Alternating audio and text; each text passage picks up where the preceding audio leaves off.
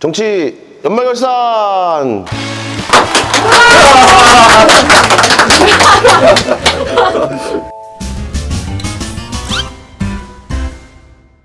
2022년 이민년도 한 해가 저물어가고 있습니다. 올해 정치권은 그것 때보다 뜨거웠던 한 해였죠. 대통령 선거가 있었고 지방선거가 있었고 양당의 지도자들이 교체가 됐습니다. 저희 뉴스팀도 1년 내내 열심히 현장을 뛰어다녔는데요. 오늘은 그 가장 현장에서 누구보다도 열심히 뛰었던 막내 기자들을 모시고 올해 한 해 정치권 이슈들을 다뤄보도록 하겠습니다. 자기소개 부탁드리겠습니다. 안녕하세요. 더불어민주당 출입하고 있는 요즘의 MG 기자 박서영 기자입니다. 안녕하세요. 전 국민의힘 출입하고 있는 윤채영 기자라고 합니다.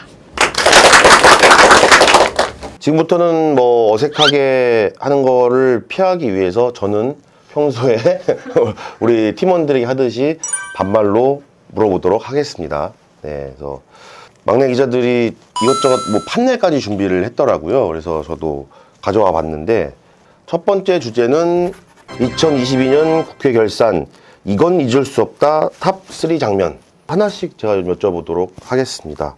대선 개표 현장 이거는 누구부터 얘기해볼까? 저요.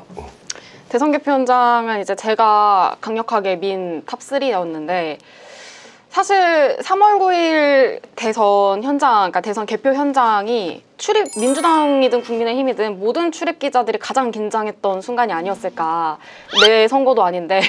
왜냐면 사실 이 대선 전반을 따라다녔잖아요. 저는 이재명 현재 대표를 따라다녔고 이제 국민의힘은 이제 대통령이 되신 윤석열 당시 후보를 따라다녔는데 내가 따라다녔던 이 사람이 과연 대통령이 될 수 있을까 없을까 이게 판가름 나는 시점이었고 이번 대선 개표 현장이 가장 저는 특별했다고 생각했던 이유 중에 하나가 블랙아웃 기간이라고 하잖아요. 깜깜이 기간. 그 일주일 동안 여론조사가 어떻게 됐는지 아무도 예측을 못했어요. 원래는 누군가가 좀 더 우세하고 열세하고 이게 조금 나타나기 마련인데 이번 대선 같은 경우에는 출입 기자들 사이에서도 사실 소위 돈 놓고 베팅할 정도로 누가 이길까 이게 정말 예측이 불가능한 상황이었어요. 그래서 출구조사 카운트다운 해가지고 땡 치고 출구조사가 몇 % 나오는지 그 현장이 저는 정말 가장 기억에 남거든요. 이번 한 해 중에서.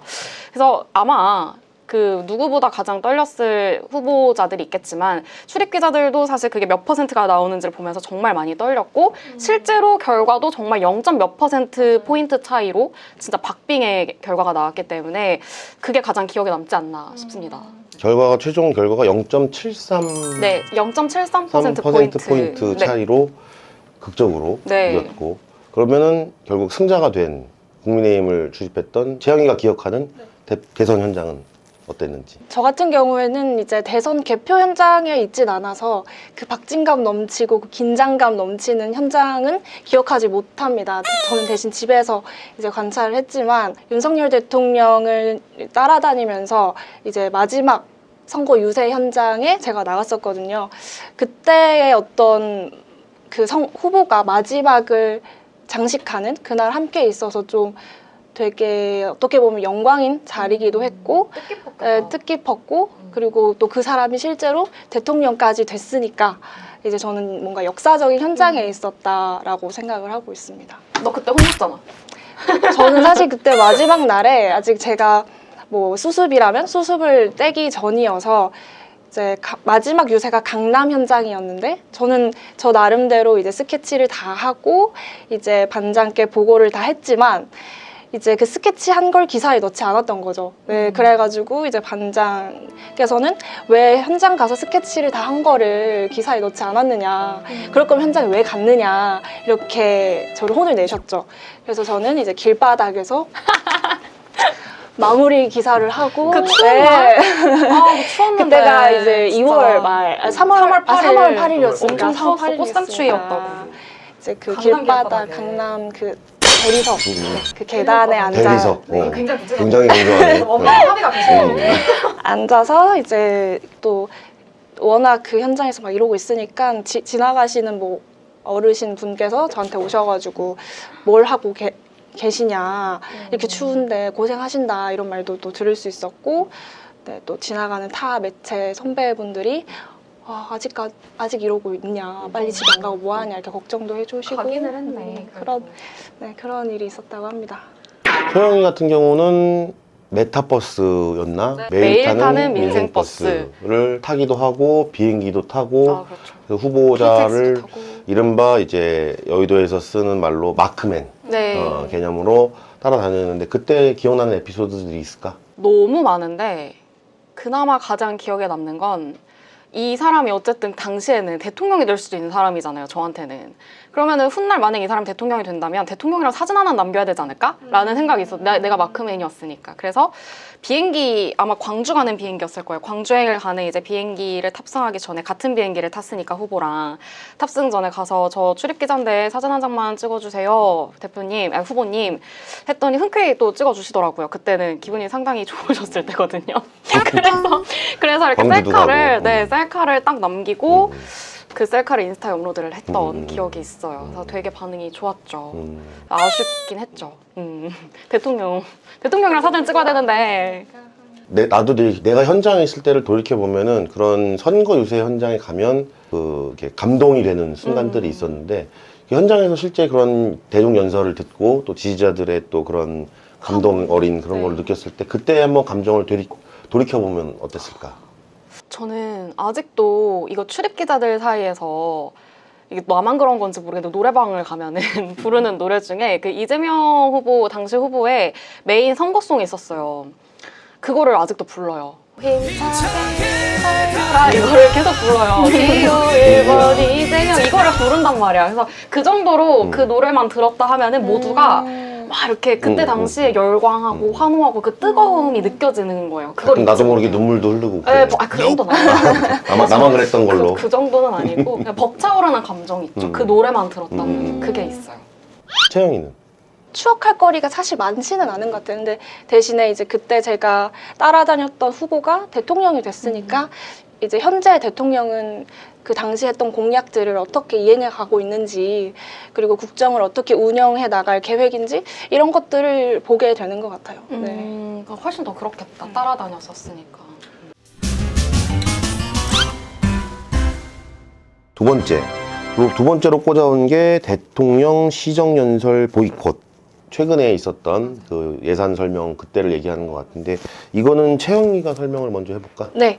10월 25일에 이제 윤석열 대통령이 국회에 와서 두 번째 시정연설을 했습니다. 이제 예산안 관련해서 당시 강조했던 것이 아무래도 사회적 약자, 취약계층을 보호하는 이제 그런 메시지를 강조하면서 연설을 이어갔는데요. 근데 당시 이제 야당 의원들이 전원 불참했습니다. 아예 본회의장 안에 들어오지 않았던 건데요. 이게 헌정사상 최초라고 합니다. 그래서 이게 아마 사상 초유의 일이다 보니까 이제 보는 기자들도 조금 당황을 했고 이제 의원들도 이게 무슨 일인가 했던 것 같아요. 네, 그래서 이 당시에 민주당 의원들은 나와서 이제 본회의장에서 나와서 그 국회 본청 안에 로텐더 홀이라고 있는데요. 로텐더 홀 아래 보면 빨간 카펫이 깔려 있는 계단이 있습니다. 그 계단에서 이제 민주당 의원들이 단체로 서서 피켓을 들고 항의하는 그런 구호를 외치면서 또 시위를 이어 나가기도 했는데요. 아무래도 그런 현장이 저도 처음이고 또 헌정사상 초유라고 하니까 아무래도 저는 기억에 많이 남는 것 같습니다. 또 아무래도 대통령이 국회까지 와서 연설을 이어가는 그런 거였는데 아무래도 좀 반대 이런 게 강력하다 보니까 좀 또 제 기억에 오랫동안 남아서 국회 결산 탑2로 뽑았습니다. 채영이는 어떻게 생각하지? 저는 이제 반대로 그 방금 말한 야당 의원들을 따라다녔던 사람이니까 민주당 출입이니까 그래서 사실 그 규탄하고 피켓팅하는 그 현장에서 저는 또 워딩을 받아치고 그분들을 찍고 하고 있었거든요. 근데 저는 반대로 이 의원들은 항상 이렇게 보는 사람들이잖아요. 근데 저는 윤석열 대통령 같은 경우에는 본 게 손에 꼽는단 말이에요. 실제로 민주당 출입이기 때문에. 그래서 전 너무 보고 싶은 거예요.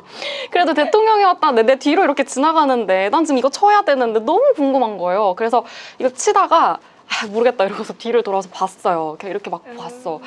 보긴 봤어요. 그래서 보긴 봤는데 이렇게 대통령이 이렇게 뒤를 돌아서 이렇게 가는데 너무 국민의 한 사람으로서 좀 답답하더라고요. 그러니까 대통령은 이렇게 뒤로 돌아서 들어가고 여기 제1야당이라고 하는 이 모든 100몇십 명의 의원들은 여기 나와서 피켓팅을 하고 있고 그게 순간적으로 좀 이른바 현타 온다는 표현이 맞는 것 같아요. 그런 기분이 있었고 하나 더가 이거 비하인드긴 한데 윤석열 대통령이 시정연설 끝나고 이렇게 나오면서 기자들한테 악수를 다 해주셨어요. 네. 사진도 찍고. 네. 저는 근데 그거 보면서 와 어쨌든 제1야당이 저렇게 보이콧을 한 와중에도 기자들과의 악수하는 그 여유? 배포를 한번 다시 한번 네, 저는 그거를 윤석열 대통령의 가장 큰 장점이라고 보는 사람이기 때문에 다시 한번 재확인할 수 있는 그런 비하인드 스토리였어요. 그래서 여당 기자들은 백플 해주시나 하고 좀 기대도 네, 하기도 했었다는. 네. 첫 번째는 검수완박. 지금까지도 해소가 잘 안 되고 있는 문제고 어떤 지금의 여야 정쟁 끝판 대결의 뭐 시초였다고도 볼 수 있을 것 같은데 이거를 꼽아온 이유에 대해서 좀 서영이가 설명을 해줄까?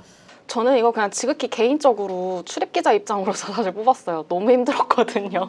저게 너무 길기도 했고 사실 말씀하신 것처럼 아직까지도 이거 가지고 정치권에서 워낙 정쟁의 대표적인 아이템이니까 당시에도 너무 힘들었어요. 그래서 검수완박, 그러니까 말 그대로 검찰의 수사권 완전 박탈 이걸 가지고 이게 민주당의 정말 큰 수건 사업이었고 문재인 대통령 당시에 가장 큰 대선 공약이기도 했으니 이걸 어떻게 해서든 이행을 해야 하는데 정말 여당이랑 야당이랑 저는 이렇게까지 극렬하게 대치를 하는 거를 처음 봤단 말이에요. 국회 들어오고 나서.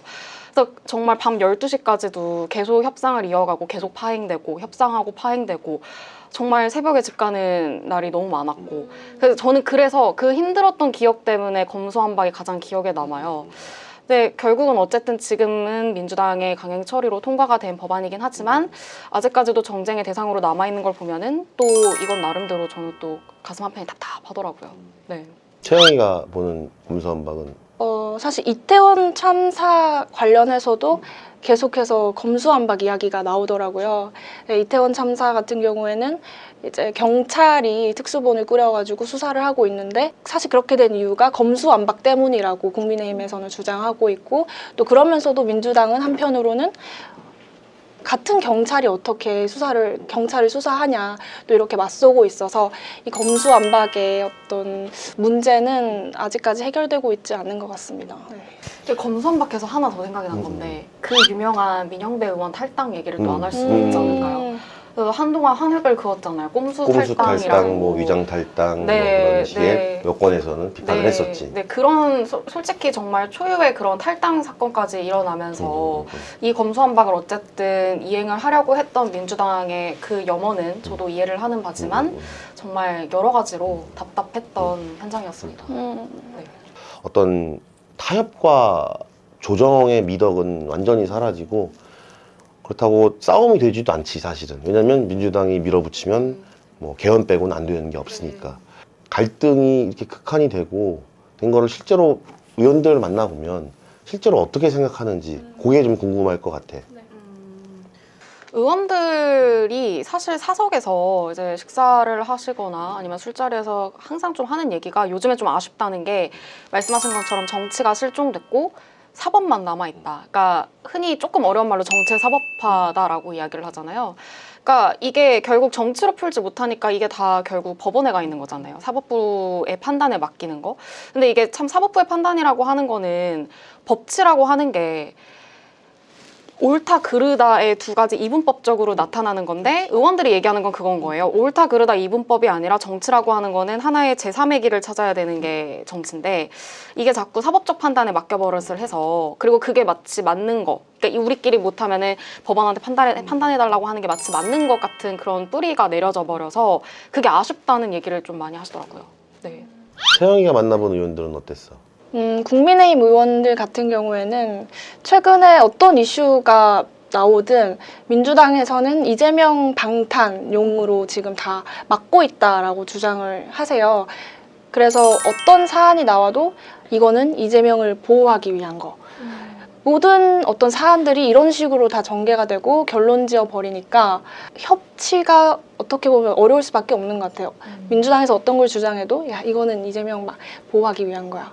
네, 이러다 보면은 당연히 국민의힘 입장에서 마음이 열리지 않을 것이고 또 민주당 입장에서도 거기서 또 막고 있다 보니까 또 어렵게 되는 것이고 네, 그러다 보니까 정말 진짜 여의도에 정치가 없다라는 말이 네, 실감 나는 것 같습니다. 깜짝 질문인데 양당 의원들은 각 당 자기들 지도자들 진짜 좋아해?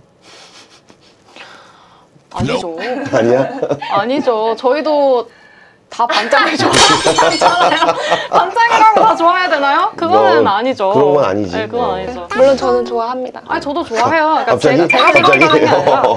모두가 좋아할 필요는 없는 음, 거다라는 것처럼 각자 생각이 다르고 특히 민주당 같은 경우에는 얼마나 많은 의원들이 있는데 그 모든 의원들의 마음이 하나의 대표를 향해 있다는 건 저는 불가능하다고 보고 네 다만 어떻게 그 목소리들을 좀 통합하느냐의 문제라고 보는데 그런 면에서는 지금 현재 민주당에서 너무 또 튀는 목소리가 없잖아요. 근데 그거를 가지고 이제 민주당 쪽에서는 대표가 통솔을 잘하고 리더십이 좋아서라고 얘기를 하지만 저는 그게 한편으로는 좀 아쉽더라고요. 민주당은 원래 다양한 색깔의 목소리가 있는 곳이었는데 그 다양함이 좀 없어지지 않았나 근래 들어서 그게 저는 좀 아쉽습니다. 국민의힘 의원들은 윤석열 대통령 좋아해? 윤석열 대통령을 의원님들은 항상 이런 말씀하세요. 여당에 비윤이 어딨냐. 모두 다 친윤이고 우리는 다 대통령의 국정 운영을 항상 떠받들 수 있는 방향으로 나아가야 한다. 네, 근데 아무래도 지금 현재 뭐 당대표가 없는 상태고 그 뭐 비대위원장, 그다음 원내대표의 이런 지도부만 있는 상태이기 때문에 당 내부에서는 아무래도 다양한 목소리가 나올 수밖에 없는 것 같긴 합니다. 네. 잠깐! 주식이 어렵다고? 하루 10분! 감을 보면 성공 투자에 감이 잡힌다. 투자 정보가 한눈에! 감을 통해 해외 주식의 감을 잡아보세요.